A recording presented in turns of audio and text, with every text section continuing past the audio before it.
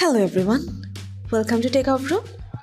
Today in this video, I'm gonna show you how to disable vibrate mode for notification in your Android phone.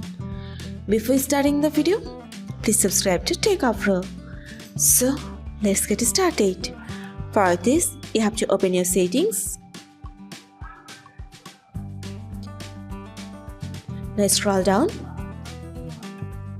Here you can see sounds and vibration. Press on this.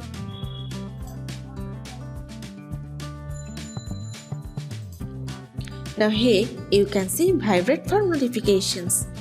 If you want to disable your Vibrate for notifications, you just have to turn off the button. That's it. So this is how to disable Vibrate for notifications in your Android phone. So guys, that's it. You can do this. I think this video is very helpful to you. If it was, then give a thumbs up and hit the subscribe button. And thanks for watching.